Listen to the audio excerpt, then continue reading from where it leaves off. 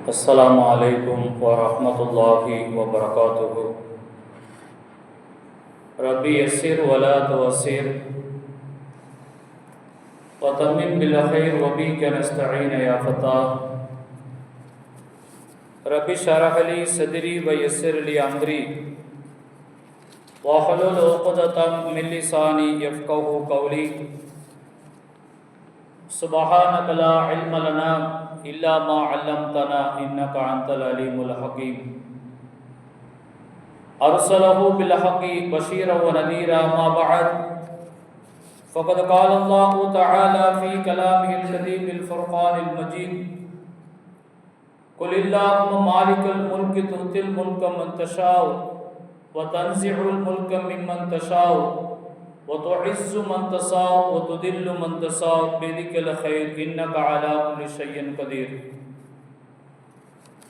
वक़ाल नबीना सल्लल्लाहु अलैहि वसल्लम अल्लाहुम्मा ला तुसल्लित अलैना बिदुनूबिना मन ला यख़ाफ़ुका फ़ीना व ला यरहमना औ कमा क़ाल अलैहिस्सलातु वस्सलाम।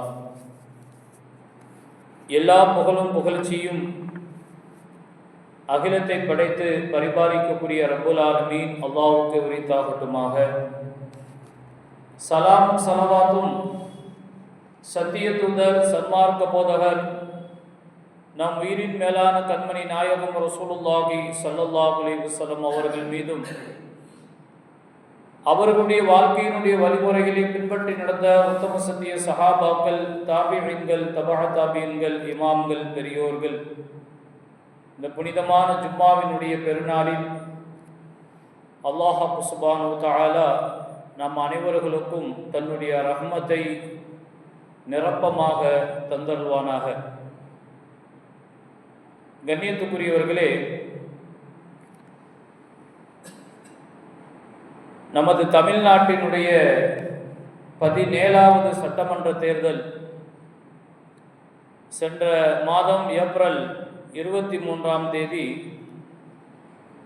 வாக்குப்பதிவு நடைபெற்று இந்த மாதம் மே 4ஆம் தேதி ஓட்டு எண்ணிக்கை நடைபெற இருக்கக்கூடியது. இதுவரை இல்லாத அளவிற்கு மக்கள் தனது ஜனநாயக கடமையை நிறைவேற்றியுள்ளார்கள் என்று தேர்தல் ஆணையம் தன்னுடைய கருத்தை வெளிப்படுத்தி கொண்டிருக்கின்றது. தமிழக வரலாற்றில் இதுவரை 78% வாக்குப்பதிவுகள் தான் கடந்த காலங்களில் நடைபெற்று இருக்கின்றது. ஆனால் இப்பொழுது நடைபெற்ற ஏப்ரல் 23ஆம் தேதி நடைபெற்ற தேர்தலில் 87% நடைபெற்றுள்ளதாக தேர்தல் ஆணையம் தெரிவிக்கின்றது. ஆக எல்லா மக்களும் தன்னுடைய ஜனநாயக கடமையை நிறைவேற்றி இருக்கின்றார்கள். அது உண்மையிலேயே பாராட்டப்படக்கூடியது. நமது நாட்டில் இதுவரை ஒரு இராணுவ ஆட்சியாளர் உருவாகவில்லை. அதேபோல ஒரு சர்வாதிகார அரசு உருவாகவில்லை. 5 ஆண்டுகளுக்கு ஒரு முறை மக்கள் அவரவர் விரும்புபவரை தேர்ந்தெடுக்கக்கூடிய முறை இன்றளவும் இந்த இந்திய தேசத்திலே இருந்து கொண்டு இருக்கின்றது. ஆனால் இன்றும் ஓட்டு போடக்கூடிய அதிகாரம் இல்லாத நாடுகளும் இந்த உலகத்திலே இருந்து கொண்டு இருக்கின்றது. அரபு நாடுகளில் மன்னருடைய ஆட்சி, மக்கள் தன்னுடைய ஓட்டு உரிமையை செலுத்த முடியாத சூழலில் இருக்குகின்றது. இன்னும் சில நாடுகள் பெயரளவில் ஜனநாயகம் என்பதாக சொல்வார்கள். ஆனால் மக்கள் அவர்களுடைய உரிமையை, ஓட்டு போடக்கூடிய உரிமையை அளிக்கக்கூடிய இல்லாத சில நாடுகளும் பெயரளவில் ஜனநாயகமாக இருந்து கொண்டு இருக்கின்றது. உதாரணத்திற்கு சைனா, சிங்கப்பூர் போன்ற நாடுகளை நாம் குறிப்பிட்டு சொல்லலாம். அருமையானவர்களே, இப்படிப்பட்ட ஒரு சூழ்நிலையில் நம்முடைய மனோநிலைமை எவ்வாறு இருக்குகின்றது? நம்ம ஓட்டு போட்டிருக்கிறோம், நம்முடைய மனநிலைமை எப்படி இருக்குது? நாம் போட்டவர் தான் வரணும், அப்படிங்கிற மனநிலையில தான் நாம் இருக்கிறோம். நாம் யாருக்கு ஓட்டு போட்டோமோ அவர்தான் ஜெயிக்க வேண்டும் என்ற மனநிலையில் நாம் இருந்து கொண்டிருக்கின்றோம். அப்படி அவர்கள் ஜெயித்து விட்டால் பட்டாசு வெடித்து மகிழ்ச்சியை கொண்டாடக்கூடிய ஒரு மனோ பக்குவத்தில் நாம் இருந்து கொண்டிருக்கின்றோம். இது மட்டும் போதாது பெரியவர்களே. அல்லாஹ்விடத்திலே நாம் துஆ செய்வதற்கு கடமைப்பட்டு இருக்கின்றோம். அதே போன்று நம்முடைய உள்ளத்திலே யா அல்லாஹ் நல்ல ஆட்சியை நீ எனக்கு வழங்குவாயாக என்று அல்லாஹ்விடத்திலே நம்ம ஆசைப்பட்டு அல்லாஹ்விடத்திலே கேட்டுக்கிட்டே இருக்கணும். பல நேரங்களில் நாம் எதிர்பார்க்காதவர்கள் அரசினுடைய அதிகாரத்திற்கு வந்ததை கடந்த காலத்தினுடைய நிகழ்வுகளை நாம் எண்ணி பார்க்க முடிகின்றது. ஆக ஆட்சி அதிகாரம் என்பது முழுக்க முழுக்க அல்லாஹ்வினுடைய நாட்டத்தின் அடிப்படையில் தான் அது அமையப்பெறுகின்றது என்பதை நாம் மறுக்க முடியாது. கடந்த காலத்தினுடைய நிகழ்வுகளை கொஞ்சம் சீர்தூக்கி பாருங்கள். யாருமே கற்பனை செய்த முடியாத அளவிற்கு கடந்த காலத்திலே ஆட்சியாளர்களாக உருவாகி இருக்கின்றார்கள். இந்த நாட்டிலே தேவகவுடா என்று சொல்லக்கூடியவர் இந்த நாட்டினுடைய பிரதமராக ஆனார். யாரும் எதிர்பார்க்கல. அதே போன்று சந்திரசேகர் என்று சொல்லக்கூடியவர் நாட்டினுடைய பிரதமராக ஆனார். யாருமே எதிர்பார்க்காத விதத்தில் இது நடந்திருக்கின்றது. ஐக்கிய குஜரால் என்று சொல்லி ஒருவர் பிரதமராக ஆனார். யாரும் எதிர்பார்க்காத நிலையில் அவர்கள் எல்லாம் அரசனுடைய அதிகாரத்திற்கு வந்திருக்கின்றார்கள். அதே போன்று டாக்டர் மன்மோகன் சிங், இப்படி எதிர்பார்க்காதவர்கள் அரசு அதிகாரத்திற்கு வந்ததெல்லாம் கடந்த காலத்தில் நினைவுபடக்கூடிய செயல்களாக இருக்கின்றது. இது போன்ற நிகழ்வுகள் இங்கு மட்டுமல்ல, குர்ஆன் ஷரீஃபிலேயும் ரப்புல் ஆலமீன் அல்லாஹ் இத்தகைய வரலாறுகளை நமக்கு குறிப்பிட்டு தருகின்றார். நாம் எதிர்பார்த்தது ஒன்று, நடப்பது ஒன்று. நாம் எதிர்பார்க்காதவர்கள் ஆட்சியினுடைய அதிகாரத்திற்கு வந்ததை இந்த உலகத்திலும் நடைபெற்று இருக்கின்றது. அல் குர்ஆன் ஷரீஃபிலும் ஒரு நபி சம்பந்தப்பட்ட செய்தியை அல்லாஹ் சுப்ஹானஹு வ தஆலா குறிப்பிட்டு தருகின்றார். தாவூத் அலைஹிஸ்ஸலாம் அவருடைய வரலாறு. தாவூத் அலைஹிஸ்ஸலாம் அவர்கள் யூதர்களுக்கு பேரரசராக இருந்தவர்கள். மத்திய நிலப்பரப்பினுடைய பெரும் பகுதியை ஆட்சி செய்தவர்கள் தாவூத் அலைஹிஸ்ஸலாம் அவர்கள். இவர்களுடைய முந்திய வரலாறுகள் என்ன என்று நாம் பார்க்கக்கூடிய நேரத்திலே, ஜாலூத் என்று சொல்லப்படக்கூடிய மன்னனுடைய படையிலே சாதாரண வீரராக இருந்தவர்கள் தாவூத் அலைஹிஸ்ஸலாம். படை வீரர்கள் பல படைகள் இருக்கும். அதில் படை வீரர்களில் குதிரை படைக்குத்தான் முதல் முக்கியத்துவம் தருவது வழமை. தாவூத் அலைஹிஸ்ஸலாம் அவர்கள் அப்படிப்பட்ட வீரராக கூட இருக்கவில்லை. தாவூத் அலைஹிஸ்ஸலாம் அவர்கள் இந்த கவுன் எறிபவர், அந்த காலத்தில் இந்த வில்ல வச்சு கல் அடிப்பாங்க, அந்த மாதிரியான வீரராகத்தான் தாவூத் அலைஹிஸ்ஸலாம் அவர்கள் இருப்பார்கள். தூரத்தில் இருக்கக்கூடிய இடத்தை அடிக்கக்கூடிய கருவி, அந்த கவுன் என்று சொல்லக்கூடிய வீரராகத்தான் தாவூத் அலைஹிஸ்ஸலாம் அவர்கள் இருந்தார்கள். இப்படி சர்வ சாதாரணமாக வீரராக இருந்த தாவூத் அலைஹிஸ்ஸலாம் அவர்கள் எரிந்த அந்த கல் ஜாலூத் என்ற மன்னனை கொன்றது. அவர் இறந்து போகிறார். இந்த செயல்தான் எகிப்து நாட்டினுடைய அரசராக தாவூத் அலைஹிஸ்ஸலாம் அவர்களை மாற்றியது. இது குர்ஆன் ஷரீஃபிலே இடம்பெற்று இருக்கக்கூடிய நிகழ்வு. பெருமக்களே, அருமையானவர்களே, ஆக எதிர்பார்க்காதவர்களுக்கு அல்லாஹ் நாடினால் ஆட்சி அதிகாரத்தை கொடுப்பார். எதுவுமே ஆட்சி அதிகாரம் என்பது அல்லாஹ்வினுடைய முடிவின் அடிப்படையில் தான் ஏற்படக்கூடியது என்பதை நாம் நம்ப வேண்டும். உலகத்தினுடைய வரலாறுகள், நமது நாட்டினுடைய வரலாறுகள் எல்லாம் உணர்த்தக்கூடிய பாடங்கள் இதுதான். அதிகாரம் என்பது அல்லாஹ் தேர்ந்தெடுக்கக்கூடியவர்களுக்குத்தான் அதை கொடுக்குகின்றான். அவர்கள் முஸ்லீமாக இருந்தாலும் சரி, மற்றவர்களாக இருந்தாலும் சரி, அல்லாஹ் யாரை நாடுகின்றானோ, தேர்ந்தெடுக்குகின்றானோ அவர்களுக்குத்தான் ரப்புல் ஆலமீன் அல்லாஹ் ஆட்சி அதிகாரத்தை கொடுப்பார். சூரா ஆல இம்ரானிலே நாம் எல்லாம் அடிக்கடி ஓடப்படக்கூடிய இந்த திருக்குரானுடைய வசனம், குலில்லாஹும்ம மாலிக்கல் முல்கி துத்தில் முல்க மன் தஷாவ் வ தன்சிஉல் முல்க மிம்மன் தஷாவ் வ துஇஸ்ஸு மன் தஷாவ் வ துதில்லு மன் தஷாவ் பியதிகல் கைர் இன்னக அலா குல்லி ஷைஇன் கதீர். அருமையானவர்களே, நபிகள் நாயகம் ரசூலுல்லாஹி ஸல்லல்லாஹு அலைஹி வஸல்லம் அவர்கள் ஆரம்ப காலத்தினுடைய நிகழ்வு, தன்னையே பாதுகாத்து கொள்ள கூட சக்தி இல்லாத நிலையில் பெருமானார் ஸல்லல்லாஹு அலைஹி வஸல்லம் அவர்களுக்கு அல்லாஹ் சுப்ஹானஹு வ தஆலா கற்றுத்தந்த துவா தான் இது.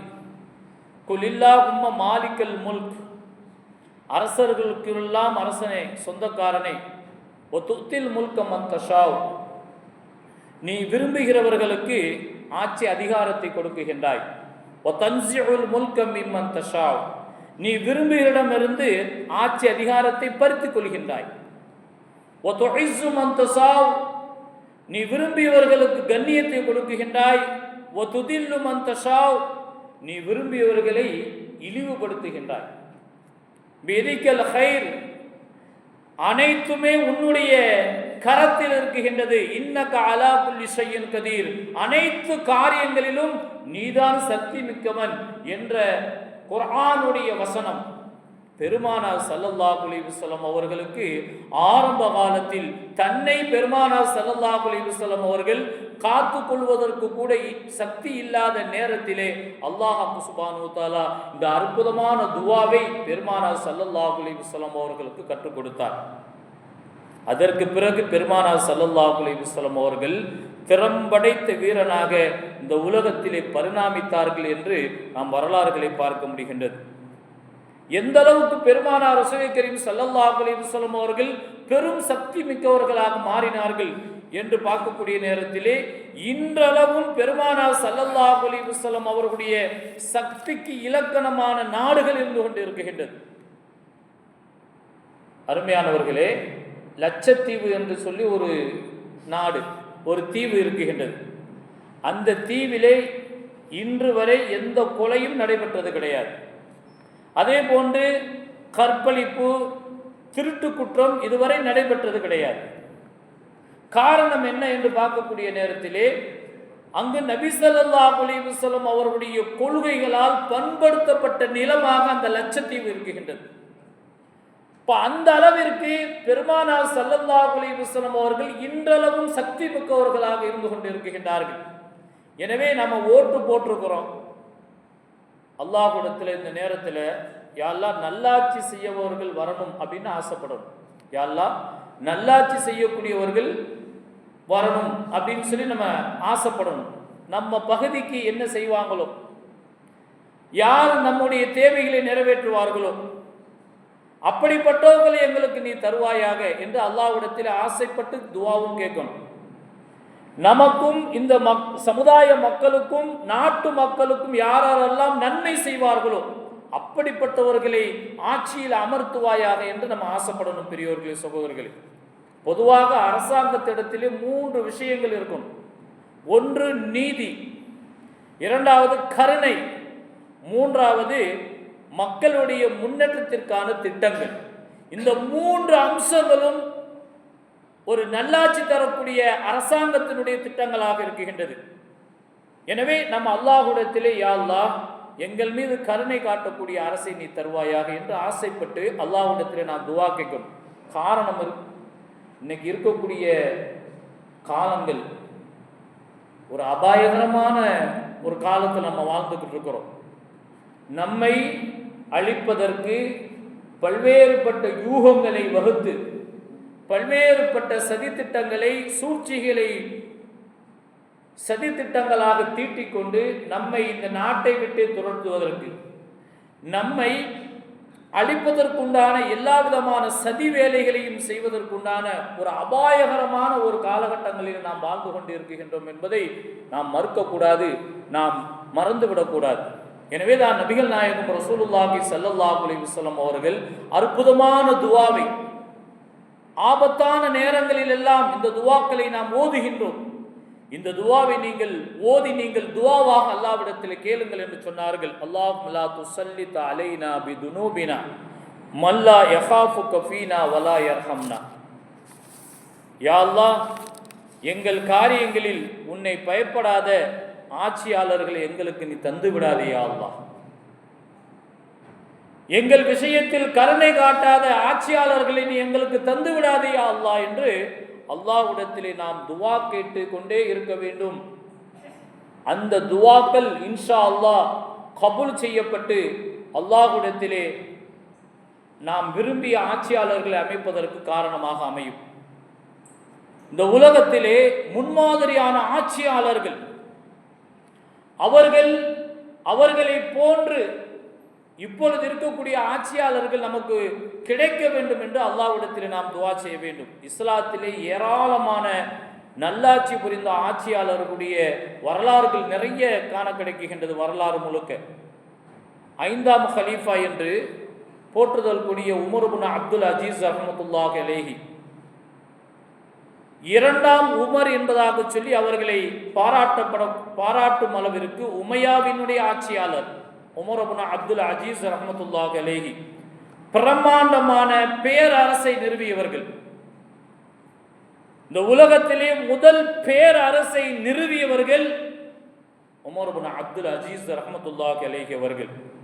அருமையானவர்களே, 1,03,00,000 கிலோமீட்டரை ஆட்சி செய்தவர்கள் உமர் இப்னு அப்துல் அஜீஸ் ரஹ்மத்துல்லாஹி அலைஹி அவர்கள் மன்னராக ஆட்சிக்கு வருகிறார்கள். ஆட்சிக்கு வந்தவுடன் அதிகாரிகளை நியமிப்பது ஒவ்வொரு ஆட்சியாளருடைய வழமை. நம்முடைய தமிழகத்தில் கூட தலைமைச் செயலாளர்கள் என்று ஒரு நபரை நியமனம் செய்வார்கள். இந்நோக்கம் என்னவென்று சொன்னால், தனது வேலைகளை செய்வது அவருடைய கடமை. உமர் இப்னு அப்துல் அஜீஸ் ரஹ்மத்துல்லாஹி அலைஹி அவர்கள் அதே போன்று ஒரு அதிகாரியை நியமித்தார்கள். எதற்காக வேண்டி என்று சொன்னால், அவருடைய வேலை, நீ என்னை கண்காணித்துக் கொண்டே இருக்க வேண்டும். நான் எங்காவது சரியாக நடக்காமல் இருந்தால் நீ அதை சுட்டி காட்ட வேண்டும். இப்படி ஒரு ஆட்சியாளரை இந்த உலகம் கண்டதில்லை. உமர் இப்னு அப்துல் அஜீஸ் ரஹ்மத்துல்லாஹி அலைஹி அவர்கள் தன்னை சரி செய்வதற்காக வேண்டி, தன்னுடைய தவறை சுட்டி காட்டுவதற்காக வேண்டி ஒரு அதிகாரியை நியமித்தார்கள். உமர் இப்னு அப்துல் அஜீஸ் ரஹ்மத்துல்லாஹி அலைஹி அவர்கள் சொல்லும் பொழுது, இன்னி தகல்லஃப்து இம்ராத் உம்மத்தி முஹம்மதின், நான் இந்த உம்மத்திய முஹம்மதியாவிற்கு பொறுப்பேற்று இருக்குகின்றேன். ஃபதஃபக்கர்து ஃபில் ஃபகீர், நான் என்னுடைய கவனத்திலே, சிந்தனையிலே நான் என்னுடைய ஏழைகளுடைய நிலைகள் குறித்து நான் சிந்திக்குகின்றேன். என்னுடைய ஆட்சிக்கு உட்பட்ட மக்களில் யார் ஏழைகள் இருக்குகின்றார்களோ அவர்களுடைய ஏழைகளை எப்படி போக்குவது, அந்த ஏழ்மையை எவ்வாறு நான் விரட்டி எடுப்பது, அவர்களிடமிருந்து எப்படி போக்குவது என்பதில் சிந்தனையாக இருக்குகின்றேன். வல் ஜானி, என்னுடைய ஆட்சியில் என்னுடைய மக்களில் யார் பசியோடு இருக்குகின்றார்களோ அந்த பசியை விரட்டுவதற்காக வேண்டி, போக்குவதற்காக வேண்டி என்ன திட்டங்களை நான் செயல்படுத்த வேண்டும் என்பதில் நான் சிந்தனையாக இருக்குகின்றேன், சிந்தித்துக் கொண்டு இருக்குகின்றேன்.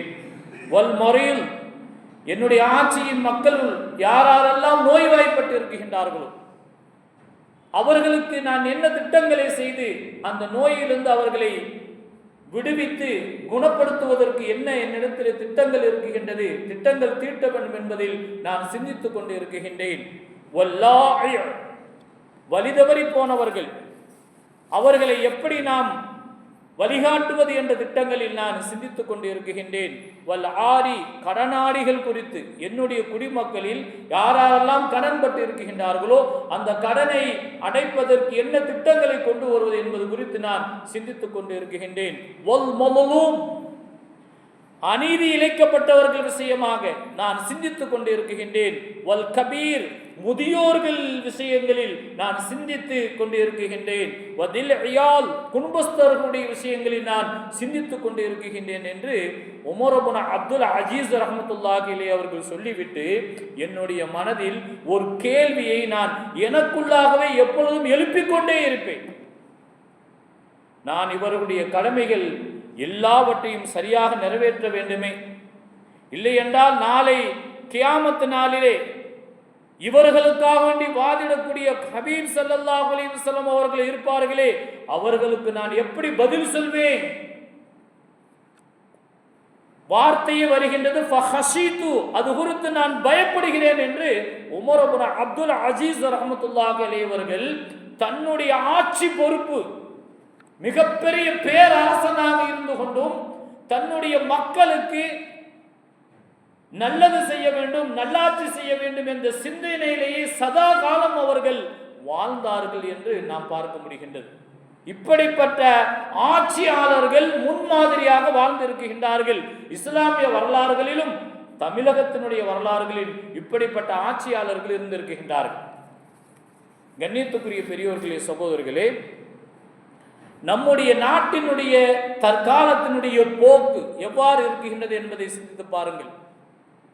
அருமையானவர்களே, ஒரு புறத்திலே மேலே இருக்கக்கூடியவர்கள் நமக்கு எதிரான திட்டங்களை தீட்டிக்கொண்டு இந்த சமூகத்தை வஞ்சிக்கக்கூடிய ஒரு சூழலில் ஆட்சி பீடத்தில் அமர்ந்திருக்கின்றார்கள். தற்பொழுது மாநிலத்தினுடைய தேர்தல் நடைபெற்று முடிந்திருக்கின்றது. மே 4ஆம் தேதி, இன்னும் 3 நாட்களில் அதனுடைய ரிசல்ட்டை, ஓட்டு பதிவினுடைய ரிசல்ட்டை நாம் எதிர்பார்த்து கொண்டு இருக்கின்றோம். அருமையானவர்களே, நம்முடைய உள்ளத்தில் என்ன மனோநிலையில் இருக்கின்றோம்? நாம் ஓட்டு போட்டவர்கள் மட்டும் வெற்றியை பெற வேண்டும் என்ற மனோநிலை இருக்குகின்றதே, அது பெரிதல்ல. முழுக்க முழுக்க இந்த மக்களையும் இந்த சமூகத்தைக்கும் பாதுகாப்பு அளிக்கக்கூடிய ஒரு ஆட்சியாளரை அமர்த்துவதற்காக வேண்டி நாம் ஆசைப்படுவதோடு அல்லாஹ்விடத்திலே துஆ செய்து கொண்டே இருக்க வேண்டும். அதைத்தான் ஸல்லல்லாஹு அலைஹி வஸல்லம் அவர்கள் சொன்ன துஆவை உங்களுக்கு முன்பாக சுட்டி காட்டினேன். யா அல்லாஹ், எங்கள் மீது இரக்கப்படாத, எங்கள் மீது கருணை காட்டாத ஆட்சியாளரை நீ எங்களுக்கு தந்து விடாதே யா அல்லாஹ். எங்கள் மீது இரக்கம் காட்டக்கூடிய, எங்கள் விஷயங்களில் எங்களுடைய சலுகைகளை, எங்களுடைய மார்க்கத்தினுடைய கடமைகளை செய்வதற்கு யார் முன் வருவார்களோ, எங்களுக்கு பக்கமலகமாக இருப்பார்களோ, அப்படிப்பட்ட ஆட்சியாளர்களை எங்களுக்கு நீ தருவாயாக என்று அல்லாஹ்விடத்திலே ஒவ்வொரு நேரமும் துஆக்களில் ஈடுபடுவதற்கு இது சரியான தருணம் பெரியவர்களே, சகோதரர்கள். எனவே ஓட்டு போட்டிருக்கிறோம், இந்த மாதிரி நேரத்தில் என்ன ரிசல்ட் வரும் அப்படிங்கிற நிலையில் இருக்கிறோம். தமிழ்நாடு முழுக்க நாம் நினைத்தவர்கள் வர வேண்டும். அதற்கு துஆக்கள் முக்கிய காரணமாக இருக்கின்றது. காரணம், கடந்த காலங்களில் இவர்களின் மூலமாக நமக்கு ஓரளவுக்கு பாதுகாப்பு கிடைத்திருக்கின்றது. எத்தனையோ சட்டங்கள், இந்த சமூகத்தை வஞ்சிப்பதற்கு எத்தனையோ சட்டங்கள் மத்தியில் இருக்கக்கூடியவர்களால் தீட்டப்பட்ட நேரத்தில் பல விதங்களில் எதிர்ப்பை அவர்களும் நம்மோடு துணை நின்று எதிர்த்தார்கள்.